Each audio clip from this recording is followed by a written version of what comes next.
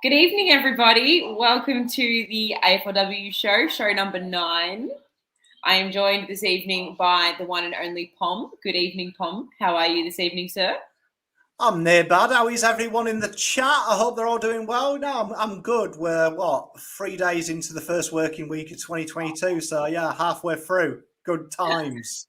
I'm day 2 because I had Monday off. So I'm just slowly getting my feet back under the desk and working out where everything is again. But no, it's been a good working week so far. Ask me again on Friday how I'm feeling, and it might be a completely different conversation. But thank you so much for joining me once again this evening as we unpack the week that was and the weekend just gone, as well as previewing our game this weekend against the Lions. So without further ado, let's kick off the show. Vesio with all the experience in the world. She kicks. And there it is, just on half time. Manny Prasparkas.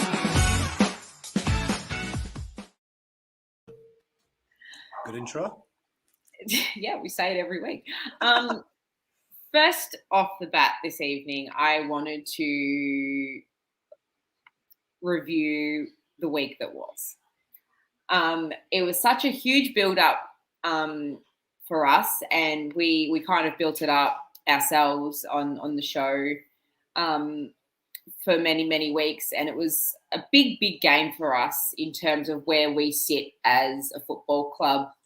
And to be perfectly honest with you, we started off okay. Like the first 5 minutes of the game was very hard, very fast. We kicked the first goal, and I thought, right, we're on here. And within 5 minutes of that, it turned very quickly, and it just went downhill from there. And I'm of the opinion that it's going to be a long season. Yeah. Well, I mean, there's only 10 rounds, isn't there? I mean, you've always got to remember that. So you've got to imagine that one loss is 2 losses in the men's game. So technically we're 0-2. So you've just got, I always, new people just translate it that. Imagine being 0-2. Imagine it. You wouldn't be very happy. I'm not going to praise them for the start because I'd be a hypocrite if I praised the girls for trying and I complained that the men weren't praising for trying. It was rinse and repeat of the last 2 years of half, I found. And it's a total different team than 2 years ago now that made finals. And I think it was alarming how I think the biggest problem we've got with Carlton Football Club girls is 2 years ago this worked because, in all honesty, the skills across the board were shocking and Carlton girls were probably the most skillful players. Now the girls have caught up, the talent is getting a bit better, and you're getting found out by giving up possession. And I think half's game plan is too indecisive. The ball is always in a contest. It's always up for negotiation. And the problem is most of the girls in this game now can play with the ball on the ground and the ball in their hands. And we're starting to get found out. And that's the problem. And I found that it's one of those things now where you need to be able to compete with what's around you. And you look at a Gold Coast Suns, for instance, or a newer team like a West Coast Eagles, and you can see the development of their game plan. You can see where they're heading. Like, they've got some really good young girls. No doubt we've got some really good talented young girls, but it comes back to the game plan. And we've had this game plan since Daniel Harford started as coach. And I can't see it taking us to that next level anymore. Spot on. I mean, it's a worry. Like, I get worried, and I know that I'm probably the first person in the world, being a Pom, to want to sack a coach because we do know that I love a sacking. But I do think it's unless he changes it, and I also look at the people we've brought in. You've lost Taylor Harris, a big marking forward, and it's been replaced with a player that isn't that. And she did really well this weekend. But the problem is the replacements aren't that Taylor Harris physicality. So therefore, you've got to change how you enter inside 50. It's a different forward line. But it would be like the men having no Harry Mackay and no Charlie Kerner and bombing it at Eddie Betts on full forward and wondering why he's not taking pack marks. It's that lunacy. It is. And you're right. I mean, we can't knock Jess Good too much, being her first game of AFLW, the highest level. But when you are given a task, I expect you to at least put in a little bit of effort. And towards the end of the game, she was a lot better, but she didn't start off all that well. The ball would come in and there'd be little to no physicality, like you said. And it'll come with more games under her belt, and she kind of gets her feelers around for what kind of level of physicality there is at that highest level. But towards the end of the game, our entries into the forward line got more and more shallow. And I was sitting behind Nick, and we were both watching it, and we could see the chip that Collingwood were doing, and we were allowing them to chip the ball between the arcs. And then when they got the opportunity, they'd have one or two out compared to where our girls were walking, and they were able to dominate that last quarter and obviously finish off the game. And credit to our girls after halftime, they came out with a little bit of something, and we were coming back at them, minus the last couple of bloody umpiring decisions, which we'll touch on. It kind of deflated them. But putting umpiring aside, we shouldn't have put ourselves in that situation to begin with. Well, I mean, the umpiring was très terrible, as it often is, unfortunately, in the AFLW. But at the end of the day, good teams don't rely on the umpires. Like I always say, if you're relying on the umpire, it's because you're shit. Like a good team should win by 40, 30. And back to the game plan, you go back to Collingwood Carlton 2020. Collingwood took 28 more marks than they did last time. And if you look across the board, you'll see that the girls now are starting to get that confidence of being an aerial side, strong in the air. And it's starting to adapt to that kind of short, sharp kicking game, which you see in the men's game. But on a bigger scale, you see in every ball sport in the world. And there's a reason why. Look at Pep Guardiola, Man City. Short, sharp passes relieve pressure because you're chasing shadows and you get tired. And that's what happens to the Carlton girls. You watch Allen at Collingwood versus Harrington at Carlton.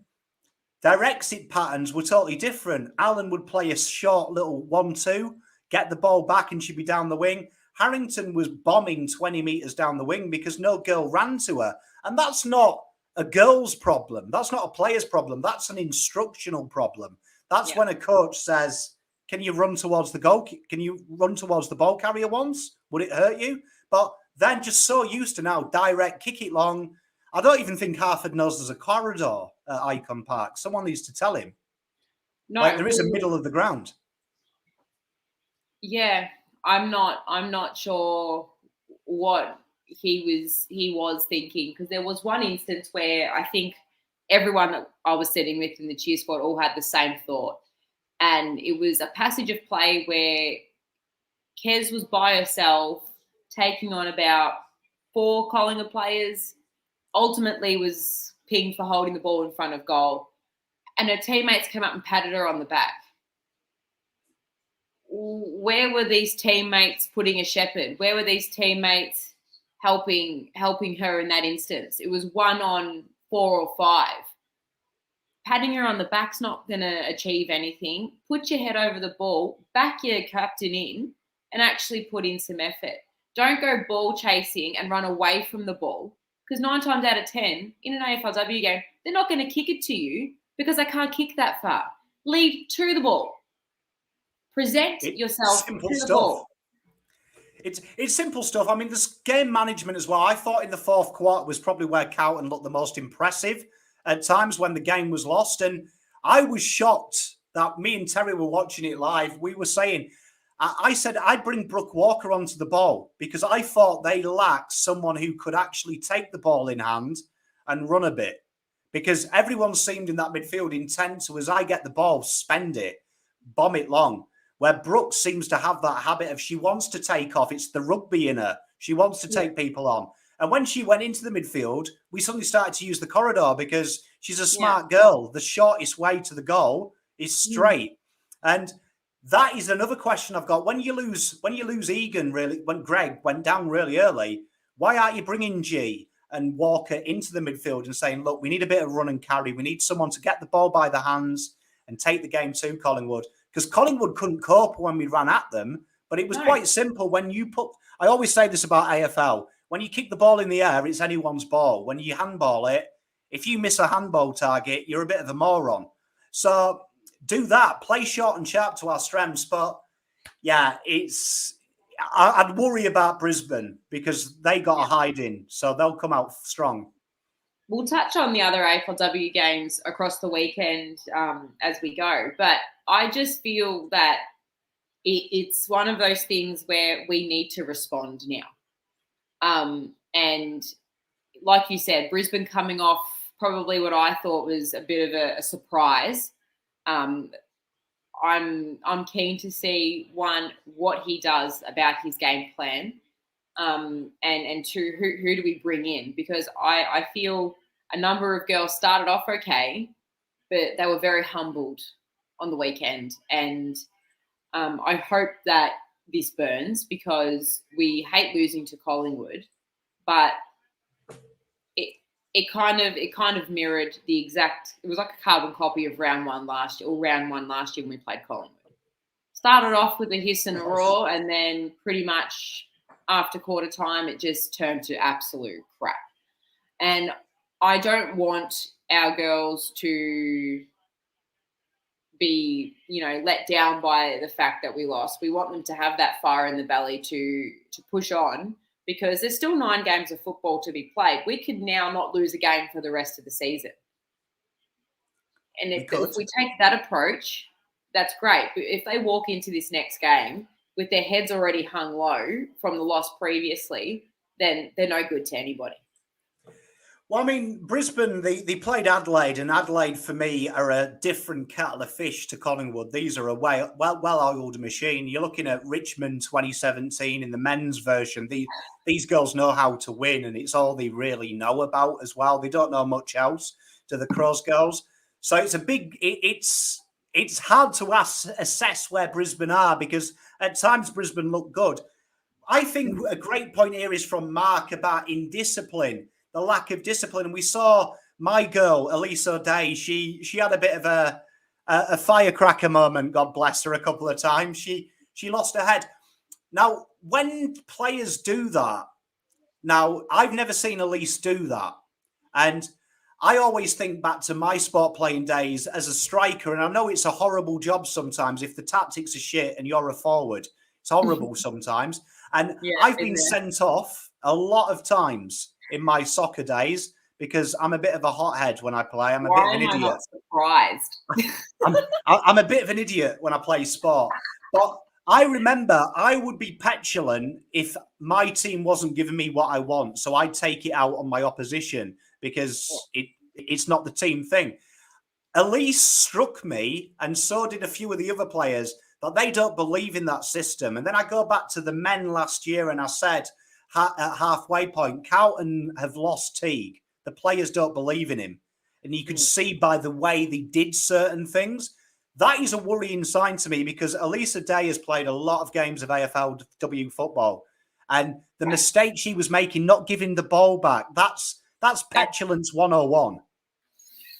That's unforgivable, that stuff. But that's the stuff they teach you in juniors. Like, it's like huge respect for Elise O'Day and the amount of football that she's played. But that's the sort of thing that's a coach killer. That's a match killer. Like, it's one of those things where you just want her to be disciplined, to show leadership in that space, and heads drop in that instance. And I just hope that when we do play Brisbane this week that kind of shifts and the mindset shifts. But we'll touch on Brisbane a little bit later. I wanted to do just a general team news update from the weekend. You mentioned Greg will be unavailable for the next 6 weeks, I believe. 2 broken ribs, a punctured lung, and she was in hospital overnight. I didn't see the incident. You may have had a better view of it from the watch along. Did you see what happened? Yeah, she was just brave. She was brave and got clattered from the side with a nice flying knee. But I mean, there's another thing that it disappoints me as a fan when I see that Greg isn't the biggest girl. You look at Greg and she's not built like a man mountain, like say Taylor Harris is. But that is the kind of commitment that wins you the games against Collingwood when you're not doing it right. Because you watch that passage of play, it's tremendous for young kids to watch. She would have heard them footsteps, and I guarantee the last thing that went through her mind was, shit, this'll hurt.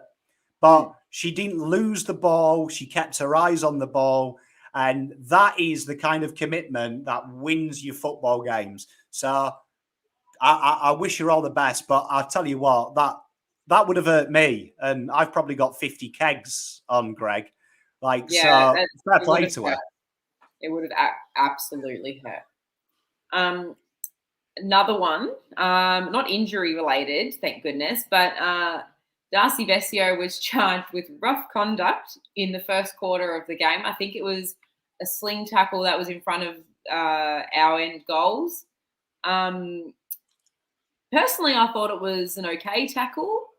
They obviously didn't think it was a fair enough tackle, so Darcy has been charged. She can accept a $400 fine with an early plea for a good record.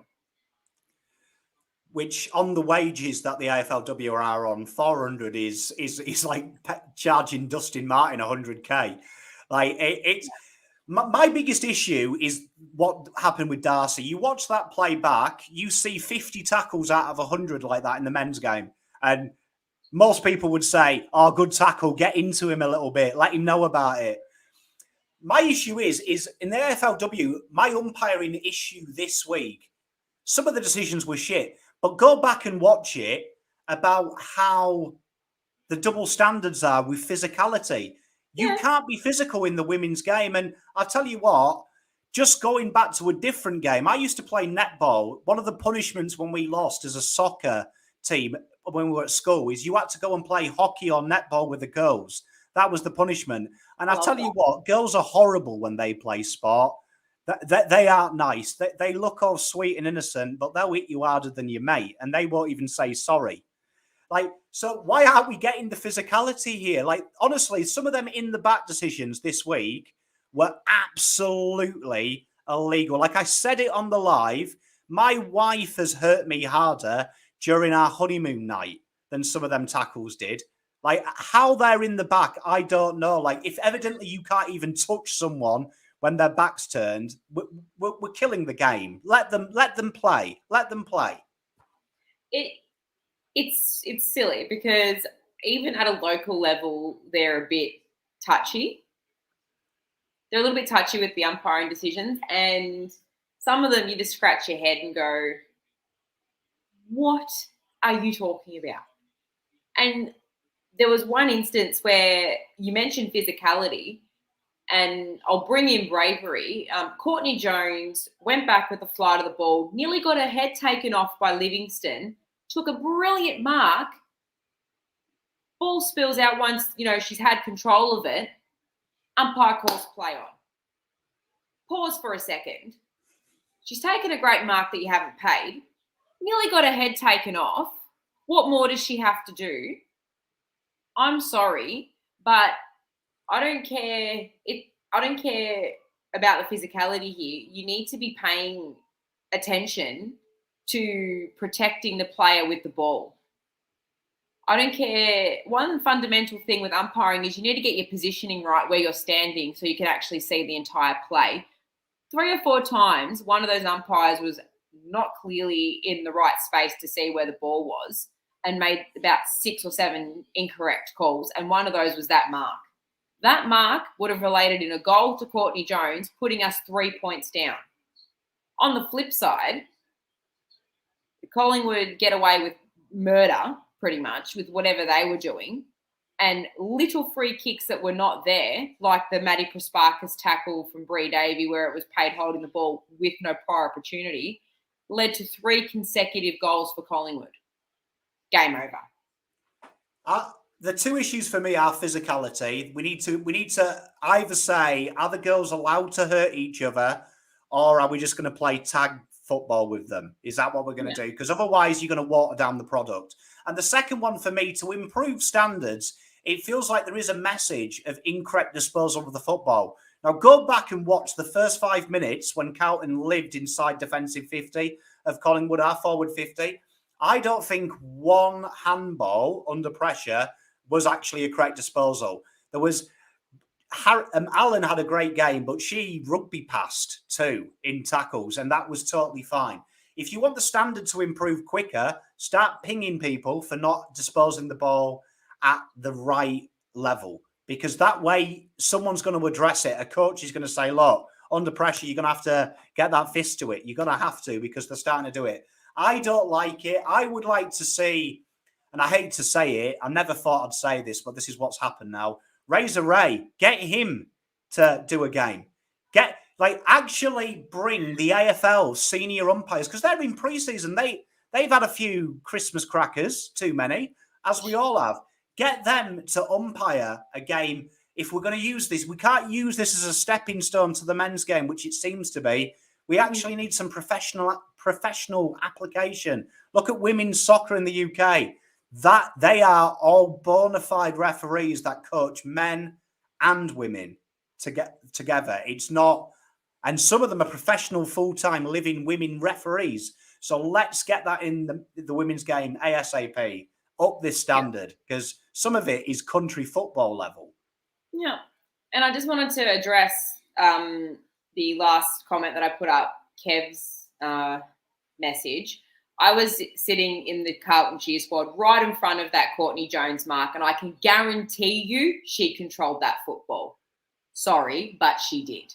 And I wasn't referring to any sling tackle free kick to Collingwood. I was just talking about Bree Davies' general tackle on Maddie Prasparkas that was paid holding the ball that wasn't there. My piece has been said. Thank you. He's a magpie, though. Of course he's going to say she didn't control it. Sorry, but I was there. I was in front of it. It was well and truly controlled, and I can guarantee you about 1,000 other Carlton fans that were at that game will agree with me, including those that were watching at home.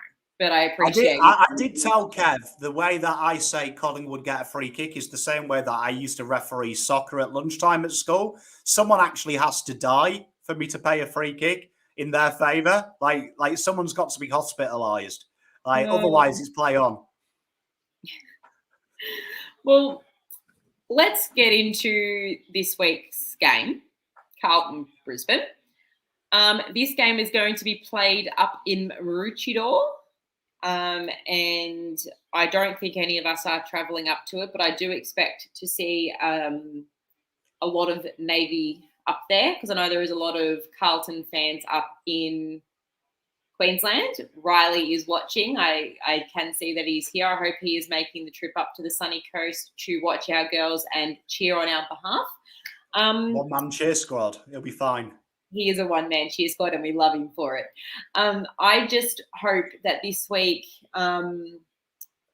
we bring our running game, because I watched a bit of the Adelaide-Brisbane game, and as you mentioned earlier, Brisbane did have some moments.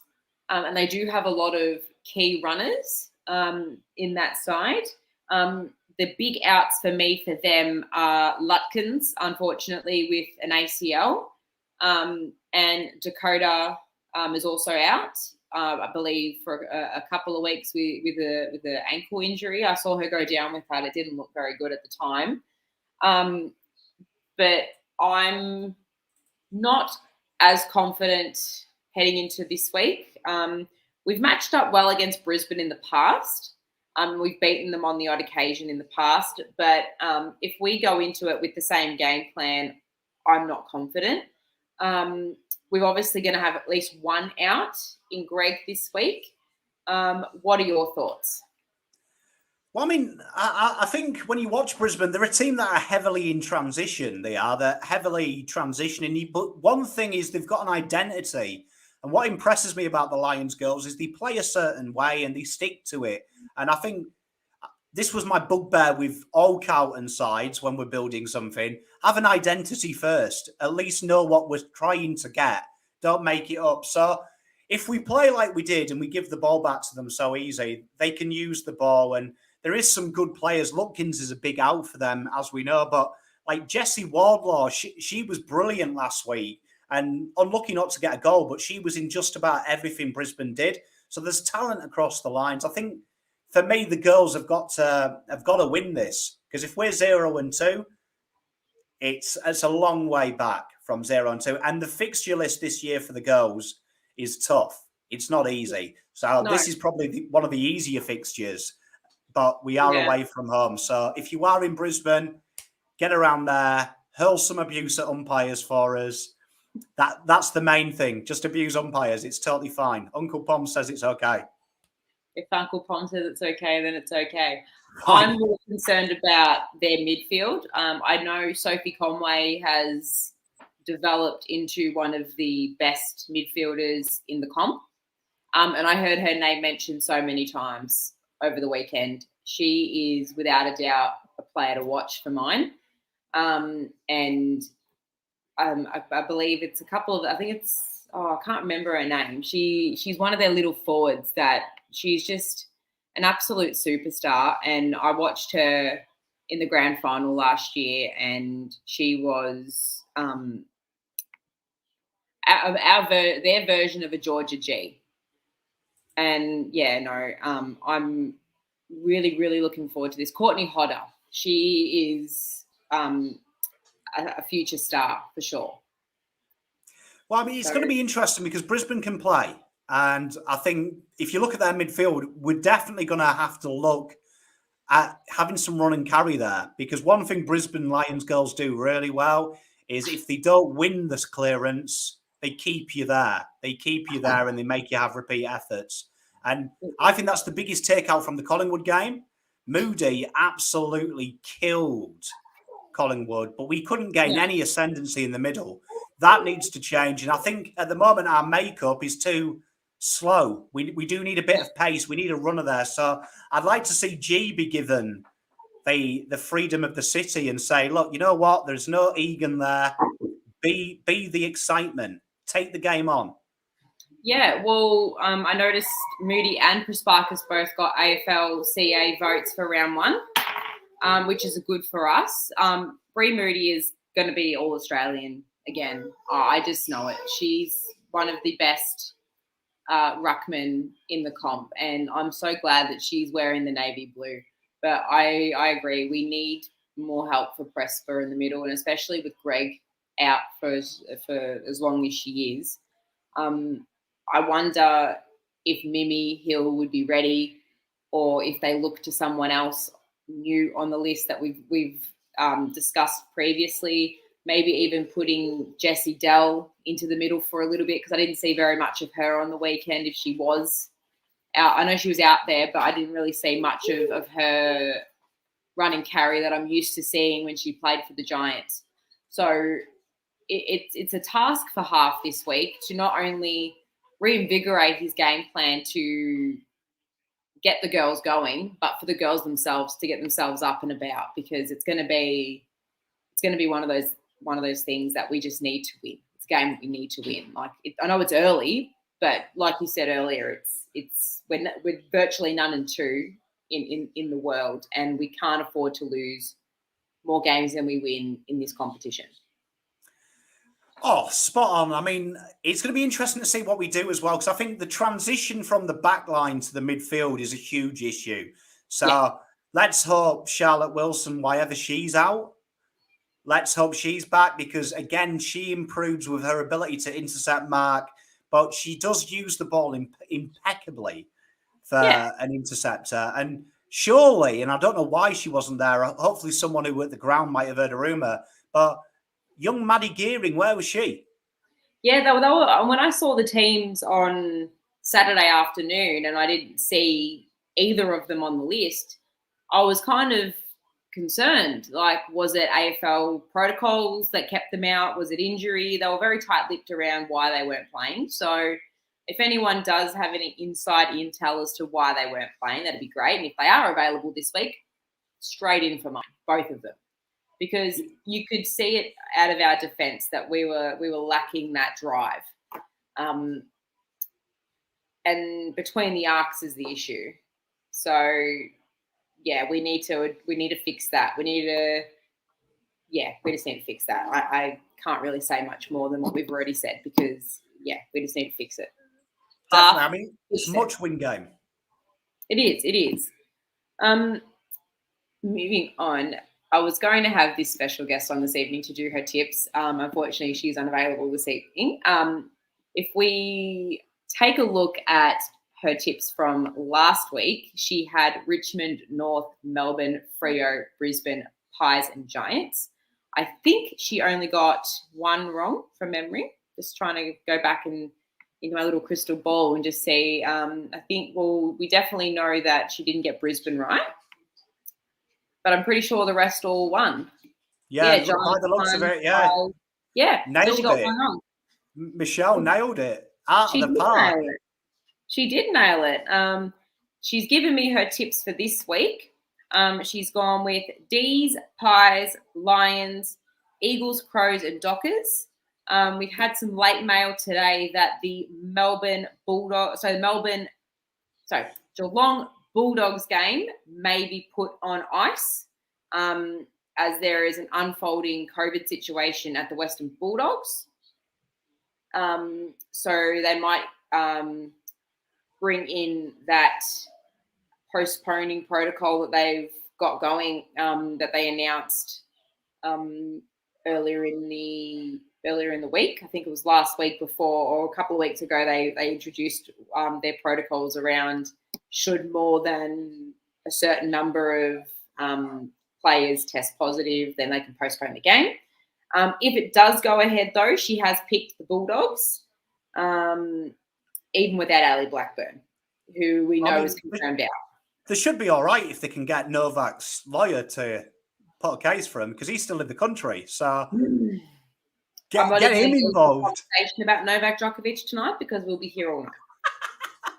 So I just like stirring the pot. You do. Just a final word from Michelle was it's a big task for our girls heading to Queensland. We need to respond. She doesn't believe we'll be coming home with the points, however, unfortunately, which we've discussed and we're kind of aware that might be the case. But we're still hopeful and we're still going to cheer them on because that's what we do as baggers. We cheer them on regardless. She's given me also the leaderboard so far for the Carlton Cheer Squad tipping.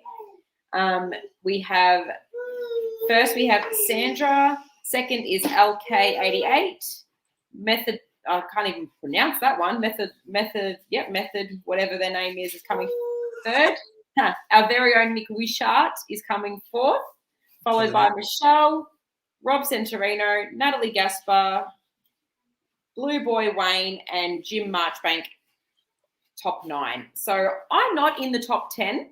So I'm very disappointed in myself. I must have picked Carlton.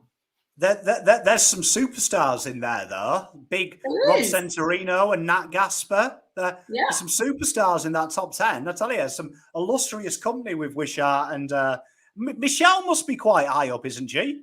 She's coming 5th. Because she nailed the tips. She did. So everyone else above her must have all got them all right or all one wrong just with margins. Well, the top 3 had all 7. Then the rest all had 6. So they all must have got one wrong in some capacity.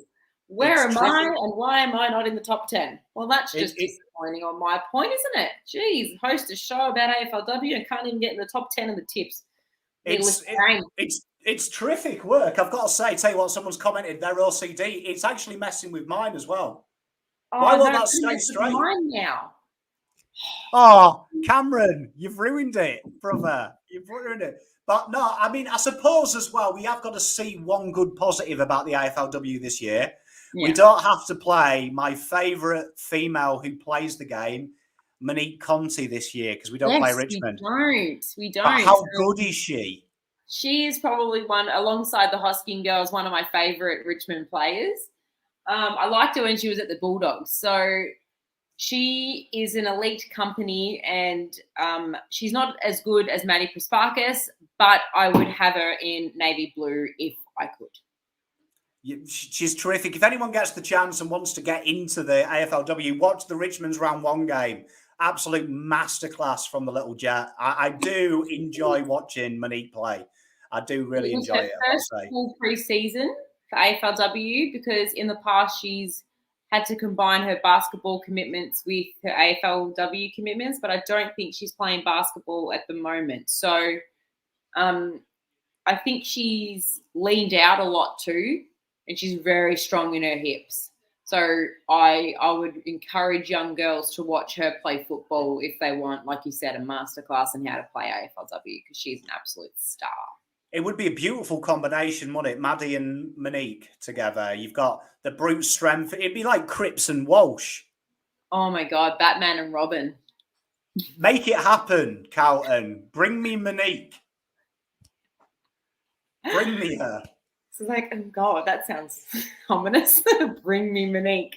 Yes, because I think I'm an emperor. Well, you kind of are wearing your pommy top there. Pom for a pom. Yeah, I'm representing our horrible cricket team who just let me down at every turn this Christmas, but I still love them, even though they're shocking. It's all right. I'm representing Blue Abroad tonight with my new BA t-shirt. Very comfy, everyone. This is the female cut. I highly recommend you jump on the Blue Abroad store and you buy this for yourself, because it is the most comfy t-shirt I have, and I am not lying. Question for the audience and more for myself. What the hell is a female cut? It suits the female body a little bit better than just your general t-shirt. Okay. You look at an AFLW jumper, that's a female cut. As opposed I've got an AFLW shirt, and I actually think it fits me better. I don't know if that says something about me. I don't know if I should have admitted that on the live. It's okay. You're amongst 26 of your closest friends right now. So, oh dear, that might be the last time that I'm allowed out in a pub. I think without any abuse. This is your I think you mentioned it to me earlier today. Your 300th appearance or something like that, and we've kind of hobbled you over the line, Mark Murphy style. So. Yeah, I expect abuse. The 300th appearance of Pom, and he should have retired years ago. We're getting him to it. Love it. Yeah. Absolutely love it. Well, on that note, Pom, it's been an absolute pleasure having you this evening with me. Always fun chatting with you, all things Carlton, male and female. I do hope that the girls get a win this weekend. It is much needed. I hope everyone can get there that lives up in Queensland. If you can't, please watch it. We all want as many people watching AFLW as we can.